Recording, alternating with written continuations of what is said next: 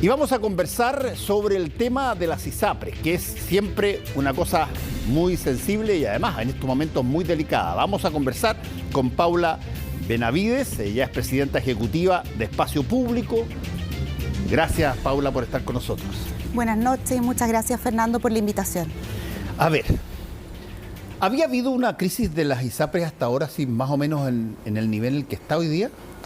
Yo creo que esta es una situación realmente que es compleja y además que es urgente y en la cual efectivamente se están juntando múltiples aristas, la parte jurídica, la parte financiera, sanitaria, social y política. Entonces realmente esta es una crisis de una envergadura significativa que obliga a que hoy día nos concentremos en encontrar vías de solución. A ver, hay varias cosas que están simultáneamente funcionando en torno a las ISAPRES. Veamos, un fallo de la Corte Suprema, una realidad que ya nadie, creo, se sorprende, donde las ISAPRES tienen dos funciones. Una es aseguradora y otra a veces hace la prestación porque tienen hospitales y clínicas. Y ahí hay una situación que también es media extraña, si se quiere, para delinear de alguna manera cuáles son las pérdidas, cuáles son las utilidades, en fin, a qué. Y tercero, está toda la situación política en torno a la salud, más aún con un Consejo Constitucional que me imagino que al igual que el anterior boceto, va de alguna manera a tener opinión respecto a la situación constitucional de las ISAPRES. A ver, ¿cómo se engarza todo eso?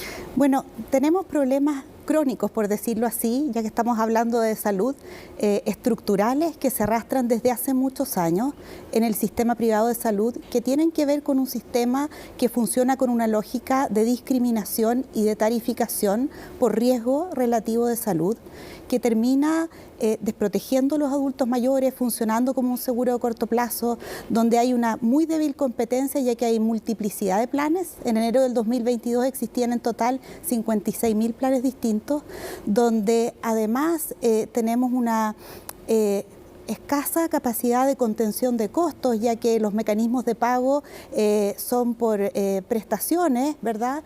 Fee for service, digámoslo así, y por lo tanto muchas veces inflacionario, donde además existe integración vertical, como tú decías, que está escasamente regulada, y donde las preexistencias llevan también a una cautividad y a una limitación en la movilidad de las personas. Entonces, todo esto ha sido diagnosticado desde hace muchos años, sí. Esta parte crónica y estructural por comisiones de expertos, etcétera. Sobre eso se viene a sumar una situación judicial, ¿verdad?, que parte con el fallo del Tribunal Constitucional del año 2010, que declara inconstitucionales el marco que regulaba las tablas de factores vigente en la legislación de esa época, y a partir de eso comienza una creciente judicialización en distintas dimensiones, en las condiciones y uso de las tablas, pero también en los reajustes unilaterales de los precios base y más recientemente en los reajustes de las primas GES. Eso en el contexto jurídico que hemos tenido. El año pasado, por ejemplo, en total ingresaron a las Cortes de Apelaciones cerca de 670.000 recursos de protección. 670.000. Así es.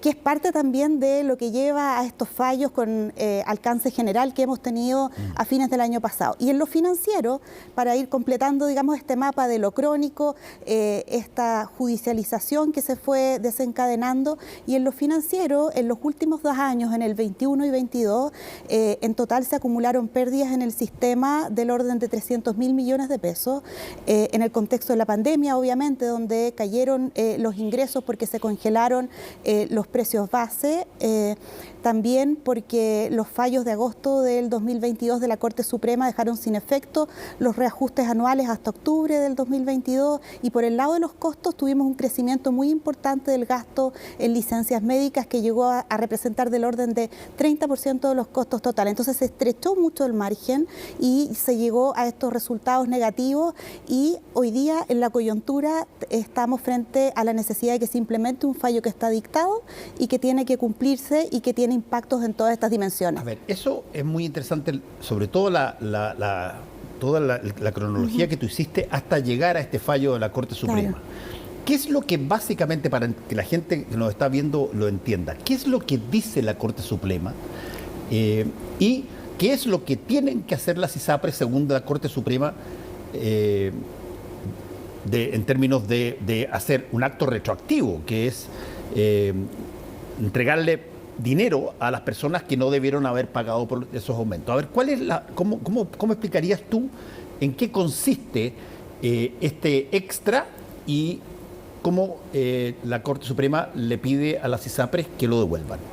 Bueno, el fallo de noviembre del 2022 lo que establece es que la tabla única de factores que fue dictada en una circular del año 2019 de la Superintendencia de Salud y que entró en vigencia en abril del 2020, tiene que aplicarse de aquí en adelante a todos los contratos, ¿verdad?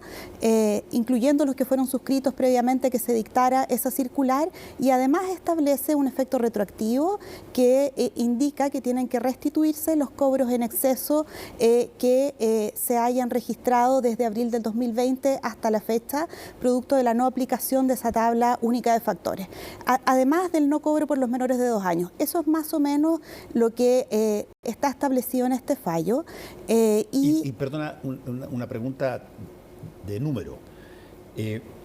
¿A cuántas personas se calcula que le corresponde recibir platas que pagaron de más por esto?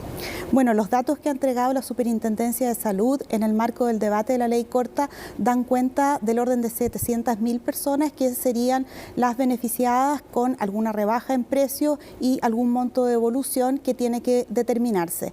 Lo que nosotros hemos señalado en el estudio que realizamos en espacio público es que este fallo existe y por lo tanto este fallo tiene que cumplirse, pero que su implementación tiene que realizarse con una mirada sistémica.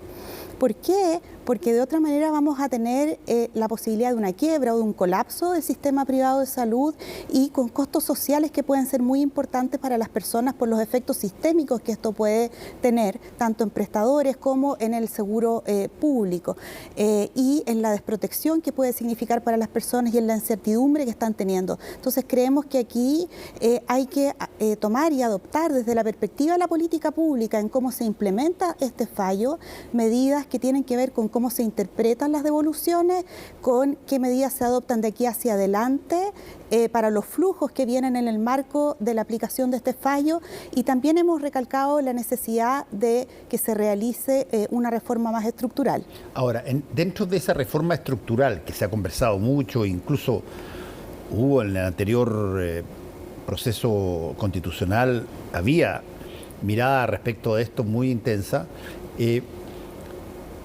¿qué tanto el sistema privado de salud tiene la posibilidad, porque hoy día incluso se está discutiendo de nuevo esta idea de sacar una suerte de ISAPRE del Estado? De hecho, y es una cosa que ha causado cierta sorpresa, ha causado menos resistencia de lo que uno pensaba, incluso en personas de la oposición. ¿Cuál es la forma por la cual se puede, de alguna manera, de acuerdo a lo que ustedes han visto en espacio público, se puede armonizar un sistema privado público de salud en términos de seguro? Primero, aquí creo que es importante separar discusiones y lo que tiene que ver con la implementación propiamente del fallo, que es un gran reto que hoy día, ¿verdad?, tiene como ocupada la mayor parte de las energías para poder hacer esta implementación del fallo, evitando estos efectos y costos sociales, de la discusión de una reforma más estructural, ¿verdad?, respecto de lo cual hay distintas visiones y es necesario construir acuerdos. Hay visiones que plantean la existencia de un seguro único y otras que plantean la existencia de seguros privados y públicos. En cualquier caso, nosotros lo que hemos planteado es que es necesario, en esa discusión más estructural, que tiene que instalarse un trabajo para que se aborde prontamente, saliendo de esta urgencia de la implementación del fallo, en que es necesario, para resolver estos problemas de la cautividad por las preexistencias, de la discriminación por riesgos que existen en el sistema y un funcionamiento funcionamiento deficiente con estos múltiples planes, que se establezca un plan comprensivo, garantizado, equivalente para el sistema público y privado, y que permita un funcionamiento más eficiente, ¿verdad? Comparar, que permita además y que exista un fondo de compensación de riesgos intersistema que facilite la movilidad de las personas, entre otros elementos para poder transitar, pero con una transición programada y con el tiempo adecuado hacia un sistema más eficiente y solidario. Pero lo primero para llegar ahí es poder abordar adecuadamente la implementación del fallo de la Corte. Una cosa que no te la pregunté, pero te lo pregunto ahora. Estamos hablando de cuántas personas que se atienden por el sistema privado de salud versus las personas que se atienden por FONASA. Bueno, actualmente FONASA tiene una cobertura en total del orden de 15.800.000 beneficiarios, en torno a un 80% de la población, y en el caso del sistema privado, en total son cerca de 3 millones de personas. Déjame hacerte una pregunta sobre eso. ¿Han podido ver ustedes, mirando en el tiempo, a raíz de este progresivo deterioro que ha tenido las ISAPRES y particularmente desde la pandemia, y que se haya trasladado más gente desde el lado que estaba en el sector privado hacia FONASA en estos últimos meses o años? Bueno, las cifras muestran que efectivamente en el año 2022, por ejemplo, en total se incorporaron del orden de 380.000 personas a FONASA, de las cuales 250.000 venían desde ISAPRES. Entonces, efectivamente hay un flujo. En parte esto tiene que ver con las alzas de precios que han tenido los planes, con la incertidumbre también que tenemos respecto del sistema. Por eso es que es tan importante tomar medidas inmediatas para tener una correcta aplicación del fallo de la Corte Suprema, donde nosotros hemos propuesto vías de solución que son importantes en estas dimensiones que te comentaba, de cómo ver el efecto retroactivo, qué ver para los flujos, y que también se trabaje en una solución más estructural. ¿Y eso lo han conversado con las ISAPRES también? Nosotros lo que hemos hecho es elaborar un informe técnico para proporcionar y contribuir al debate para que se resuelvan y aborden los problemas del sistema de salud, y que hemos puesto a disposición públicamente. Sí, yo lo tengo aquí, pero a ver, si tú tuvieras que decir los 2 o 3 puntos básicos de este proyecto que ustedes proponen, que obviamente significa mantener a las ISAPRES como las prestadoras de seguridad junto con el Estado. Cuéntanos un poquitito en qué consiste esta posibilidad. Claro, lo que nosotros planteamos tiene que ver con encontrar vías de solución para poder implementar el fallo, que es hoy día lo que cabe una vez que esto está dictado. Tiene que cumplirse, pero tiene que poder cumplirse, y por lo tanto tiene que hacerse esta implementación con una lógica sistémica y tomando en cuenta la solidaridad que es propia o inherente de los seguros. Entonces, nosotros planteamos en una primera parte que respecto de las devoluciones o del efecto retroactivo, es importante que el proyecto de ley corta que se está discutiendo pueda considerar criterios para determinar el monto de estas devoluciones, teniendo en cuenta los subsidios cruzados propios de un seguro. ¿Qué quiere decir esto? Que se interprete ese efecto retroactivo. Creemos que el fallo no es taxativo en esto y permite hacerlo con una lógica sistémica, donde la aplicación retroactiva de la tabla única de factores implicaría bajas de precios, pero también alzas, y que el neto de aquello es una forma adecuada de estimar cuál fue el cobro en exceso que realizaron las ISAPRES y por lo tanto el enriquecimiento sin causa que tuvieron en ese periodo, producto de la sentencia de la Corte Suprema de declarar inconstitución ilegales, ¿verdad?, la no aplicación de las tablas desde abril del 2020. Entonces ese es un primer tema. ¿Cómo corresponde o cómo cabe con una lógica sistémica y considerando los subsidios cruzados, determinar el monto de las devoluciones que hay que realizar y considerar también plazos adecuados para ello? ¿Para qué? Para evitar una quiebra y un colapso del sistema que puede afectar a la población. Ahora, ahí. Ese es un punto. Ese es un punto. Déjame, en ese punto, ¿cuántas han calculado ustedes? ¿Cuántas son las ISAPRES que están o dicen que están en una situación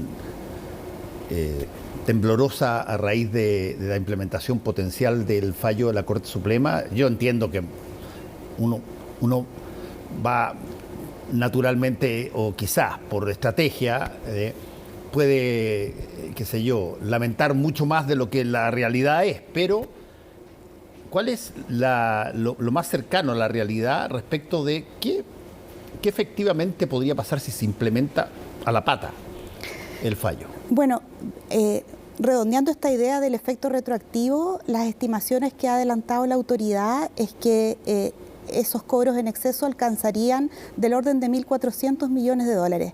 Y si tomamos en cuenta a nivel de sistema cuánto es el patrimonio del sistema, es más o menos 450 millones de dólares. Es decir, solo el efecto retroactivo equivaldría a cerca de 3 veces el patrimonio del sistema. Por lo tanto, los riesgos de insolvencia son efectivamente muy grandes, considerando una determinación de ese tipo. Pero además, aparte del efecto retroactivo, creo que es importante que se revise con mucho cuidado la mirada de los flujos hacia adelante producto de la aplicación de la tabla única de factores. Las estimaciones que ha entregado la autoridad muestran que la disminución en los ingresos producto de la aplicación de la tabla, donde sí el fallo es explícito en señalar que no puede importar un aumento de los precios, equivalen a cerca de 8% de los ingresos. Entonces, se produce hacia adelante un desbalance que se suma sobre esta situación compleja que ya traía el sistema, y ahí nosotros hemos planteado propuestas o vías de solución para contribuir al debate en 3 líneas. Primero, respecto de los costos, para que aquí haya una solución, todos tienen que aportar y tienen que, particularmente las ISAPRES, hacer un esfuerzo de eficiencia. Creemos que estos mecanismos de pago a los prestadores que tenemos hoy día tienen que ser reemplazados y que tiene que instruirse el uso de mecanismos como los gastos relacionados a diagnósticos. Por otro lado, que exista mejores herramientas para fiscalizar los abusos en licencias médicas y sanciones también en ese caso. Y por último, contención también en los costos de administración, o sea, un esfuerzo por el lado de los costos para equilibrar. A ver, ahí hay un punto súper interesante porque han habido muchas personas que les ha pasado, a mí me pasó también, y así que soy testigo de eso, que de pronto salen fuera del país, van a otro país sudamericano, en Europa, etcétera, piden el remedio en la farmacia que toda la vida han tomado, digamos, y el precio es exorbitantemente más bajo que el que se paga acá. ¿Cuál es la relación de precio comparado con otros países que de los servicios, además, incluyendo la farmacología, pero los servicios asociados a la salud privada y pública? Bueno, ese no es un tema que nosotros hayamos abordado en específico en este estudio, pero sí creemos que hay espacios de eficiencia y en particular en los costos de administración del sistema, porque muchos de esos costos tienen que ver también con las actividades de discriminación por riesgo que realiza este sistema. Entonces ahí hay una arista importante que debiese ser revisada y generar mecanismos para un uso y un funcionamiento más eficiente del sistema. Y por otro lado, junto con los costos, para que este sistema logre tener una viabilidad y permita hacer una discusión de esta reforma más de mediano plazo, con una transición sin costos sociales tan relevantes, creemos que es importante que se dé certeza jurídica respecto de los ingresos, con menor espacio de discrecionalidad para las ISAPRES, como las alzas de precios están sumamente judicializadas. Recordemos que están pendientes las sentencias respecto de numerosos recursos de protección que se interpusieron el año pasado por el alza que tuvieron las primas GES. Aparte de los precios base, el caso de las primas GES, y que eso todavía está pendiente también. Entonces aquí es importante que se den certezas por el lado de los ingresos también y que se tengan mecanismos robustos para su determinación. Una de las recomendaciones que hacemos, por ejemplo, es que se puedan considerar, como en otras industrias que son reguladas, paneles de expertos independientes que puedan tener un carácter vinculante para la resolución de controversias, y también más facultades de regulación para la Superintendencia de Salud en relación a los prestadores y para poder requerir información en una lógica de contabilidad regulatoria a nivel de conglomerado. Entonces son múltiples medidas que se necesitan adoptar para poder generar esta estabilidad, esta viabilidad y poder hacer la discusión de una reforma estructural para atender los problemas crónicos que hablábamos antes, saliendo de la urgencia. Eso, suponiendo, lleva a un cambio en el orden del sistema, donde siguen las ISAPRES existiendo, donde tiene el Estado también su parte de salud pública, ¿no existe ahí maridaje o de alguna forma algún tipo de relación como puede suceder? Yo sé que en situaciones de estado de emergencia o en situaciones catastróficas de algún tipo, bueno, existen las facultades para que tú puedas usar los hospitales y hacer todas las cosas, pero no existe algo que pueda hacer que el sistema deje de ser tan absolutamente apartheid, llamémoslo así, y pueda ser una cosa un poquito más integrada. Absolutamente. Dentro de la mirada de una reforma de mediano plazo que necesita tiempos distintos que, ¿verdad?, la implementación de una ley corta para aplicar un fallo, lo que nosotros hemos planteado es que es esencial que pueda existir al menos un fondo de compensación intersistema, de compensación de los riesgos, ¿verdad?, para que pueda existir esta movilidad, para evitar la cautividad de las personas y tener un sistema efectivamente más solidario, donde las personas no son, como ocurre hoy día, ¿verdad?, cuando son adultos mayores ya no pueden pagar los precios de una ISAPRE, terminan, ¿verdad?, en el sistema público, o aquellos que tienen riesgos relativos más altos también. Tenemos un sistema completamente segmentado y con una selección adversa donde las personas de menores ingresos y mayores riesgos relativos terminan en el sistema público con menos recursos, ¿verdad? Y menos también acceso. Entonces es un tema que hay que abordar en una discusión que requiere generar las capacidades para hacerlo, construir los acuerdos políticos también, una vez que se salga de esta crisis y se pueda implementar el fallo. Paula Benavides, muchas gracias por haber estado con nosotros hoy día. Muchas gracias por la invitación. Que vaya muy bien.